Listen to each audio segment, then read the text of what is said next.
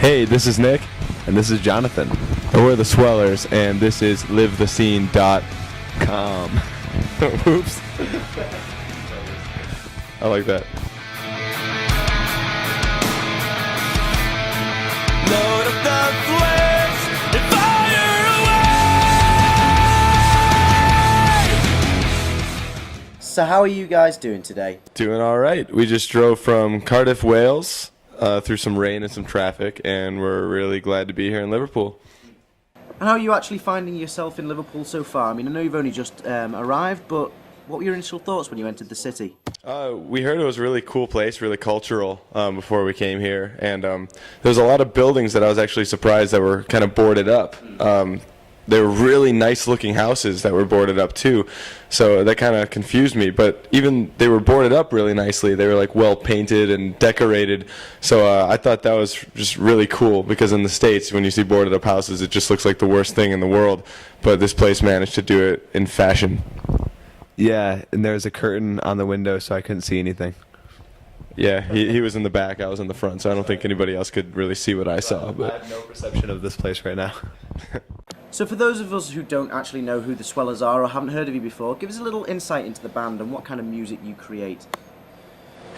Yeah, we're a punk rock band, started in 2002, kind of for fun, just so we could play local shows and hang out with our friends. And as the years went by, Jonathan and I, we're brothers, so we've been playing together for a long time.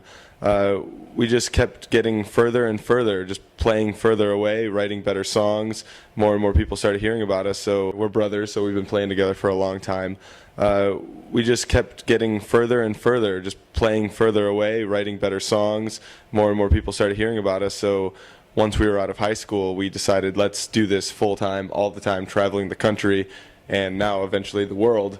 And yeah, we're just a bunch of regular dudes from Michigan, and well, our bass player's from Canada, and we just like to play live. We play on stage, and we sweat, and we have a great time, and we write records. Is there anything you'd like to add? No. Yeah, it pretty much sums it up. It's pretty simple, really, so we're just glad that people come see us, even if it's 2 or 3 people, or 100 or 200. It's just cool. It's really cool that we get to do this.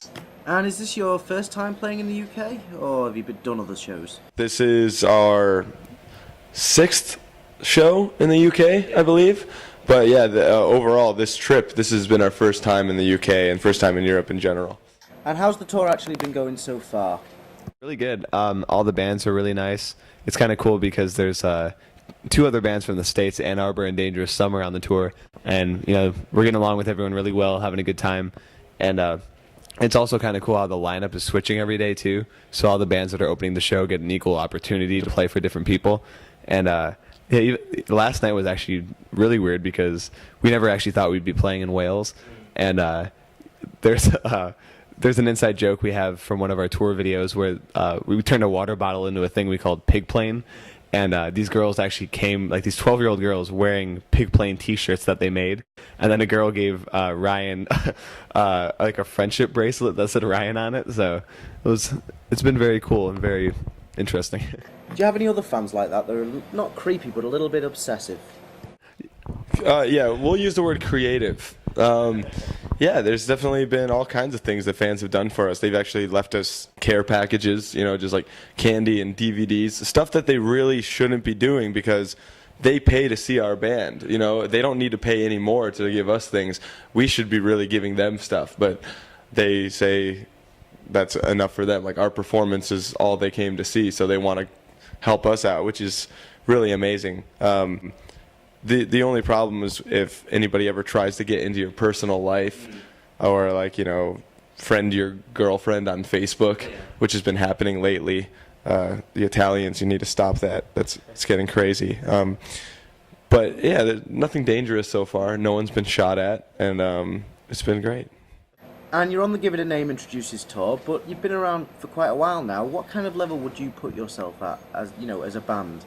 It's kind of a really strange level. It's almost like we're in some different dimension because we've been around for a long time, and we haven't paid our dues, but we've been paying our dues for a long time. You don't ever really stop paying your dues and learning things, but a lot of people have known us for a long time, but in the grand scheme of things, we're a very new band. We're a new artist. We signed to Fueled by Ramen.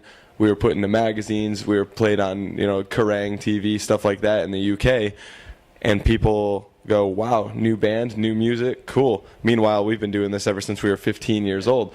So it's we feel really, really lucky to be put in front of all these people for the first time. But at the same time, it's cool that we've learned so much in the past already that we're able to use all that knowledge and kind of put it forth. I know you want to hold the mic. Hang on one second. Ready? Okay, now you can talk.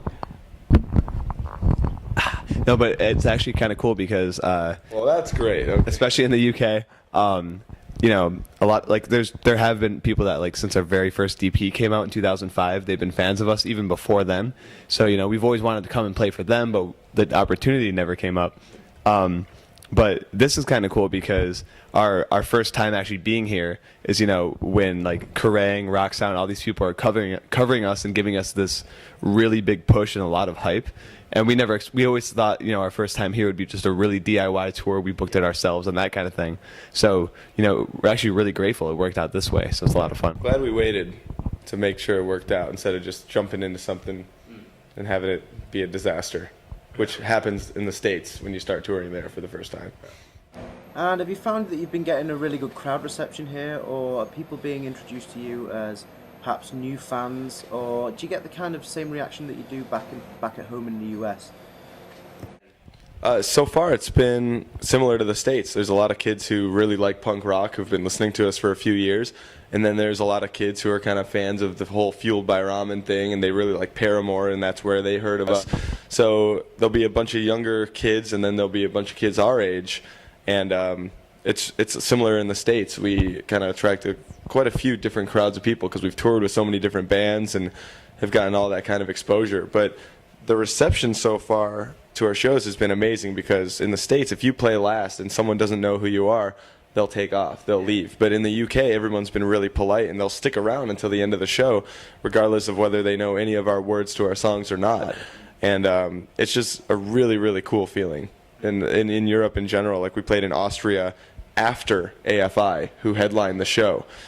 And, we're this little band from Michigan headlining, after AFI on the second stage in Vienna, Austria. And the room was packed. And so it's just that kind of mentality here that makes us want to keep coming back to Europe and the UK in general. And your album Ups and Downsizing is out now. Have you found that you've had like a positive reaction to the album, or what? In the States, it's been really great. It came out on September 29th back home. And then here it came out, I think, April 12th or 13th. And it's been crazy good here. I think we got like a 9 out of 10 in Rock Sound. And, there's just these reviews are coming out of nowhere. And it's really exciting because, not only are we getting this awesome opportunity to be like, we're coming here, we're getting great reviews, but having that be people's first perception of a band, like, oh, out of nowhere, this band, getting great reviews and like getting these big tours and blah, blah, blah. Like back home, it was like those baby steps for such a long time. So I think people have a different perception of us here just because it's like, bam, everything's out in the open right now. Did you go into the studio knowing what kind of sound you wanted to create, or did you just go for it when you got there? Pretty much this was kind of the first time we actually worked on songs, or had songs actually finished like months prior. Normally, we're still working on songs; they're all a work in progress until the second we get in the studio, because we're very perfectionist writers, so we'll just keep changing things and tweaking things. But there's like 4 songs on the album we had the demos for like 6 months prior, and that's actually how we got signed to Fueled by Ramen by sending those out. So I think, especially for like the next record we're going to work on, we're actually looking at it like we're going to demo these songs. There's separate steps, and we had no idea. Fueled by Ramen would be the label we were signing to. We paid for the record ourselves, so everything was just kind of like, let's see what happens. These are our influences, and this is what we want to sound like. We don't care what people think.